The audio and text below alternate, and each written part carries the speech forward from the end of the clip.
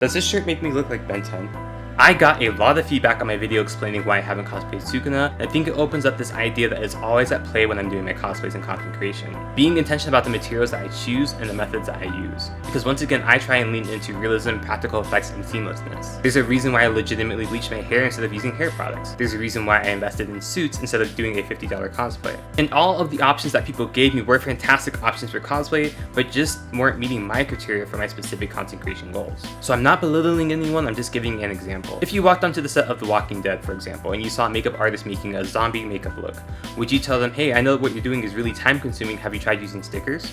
Time and place, right? So this is definitely a loaded topic and it's hard to squish it into one video, so I think the best thing that I can do right now is just go through all the examples that you gave me and explain why they wouldn't work for me. This is my mutual Brolic Pump. He's a dope cosplayer. Every time I'm at a convention, I have to wait in line just to see him, and he uses Kineso tape for his Sukuna cosplay. So clearly, it's a great alternative. However, when it comes to me creating a piece of media, whenever I make any sort of tattoo, I want it to look and feel like a tattoo. I worked in physical therapy for 3 years, so I'm well aware of kinesiology tape, rock tape, all of that stuff. That's why I favor paint and makeup over clip-ons and stickers. Because when my body bends, the paint will bend with it. When light shines on my skin, it'll also shine on the paint. And it essentially acts like my skin, just like a tattoo would.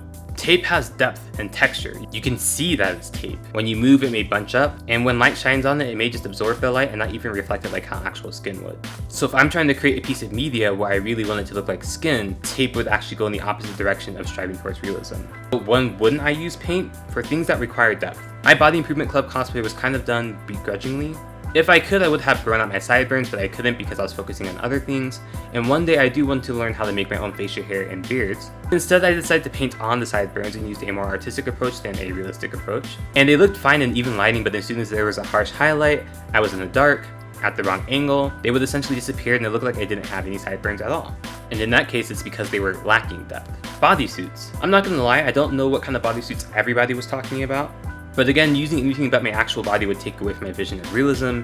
It would just be adding another piece of fabric. And on top of that, it would probably hinder my movements and feel a lot less natural, especially because I do my own stunts. Editing the lines on. So this raises the concern, just because you can do something, should you do it? I know how to change the color of my hair, I can if I want to, but I don't really want to spend the time to actually mask my hair out and change the color, and it may not even look good. In terms of editing, I probably know how to do way more than the amount of things that I actually create. My friend Axel, for example, decided, I'm a perfectionist, I want to cosplay Sukuna, I don't trust myself to paint on straight lines, so I'm going to use editing. So not only did he spend days on this singular clip trying to perfect it, he spent like a month learning the program itself. And even then, if he turns his head, he jumps. He does a full body shot. All of that changes and his work multiplies. And I choose my battles. I'm not going to do all that editing for some markings. Get me Spotify, some face lotion, and a painted Q-tip, and we're good. And in all honesty, I consider this last suggestion to be rude. That's why I censored it. I'm not trying to send some mass bullying to someone, but it still brings up a point that I want to express. A lot of non-cosplayers or a lot of non-artists don't understand the intricacies of creation and execution.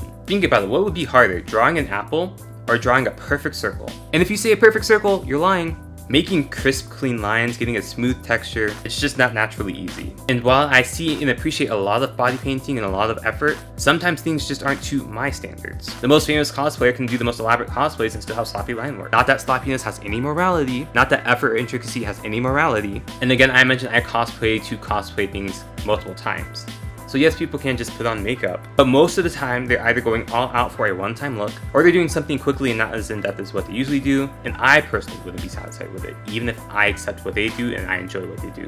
People have told me that my work is trash, and that's fine, they can think whatever they want, but what they can't say is that I didn't try and have attention to detail. So it's not that I can't physically paint, it's not that I want an easier option, I just know what I want and why I want it, and I choose the materials and methods accordingly.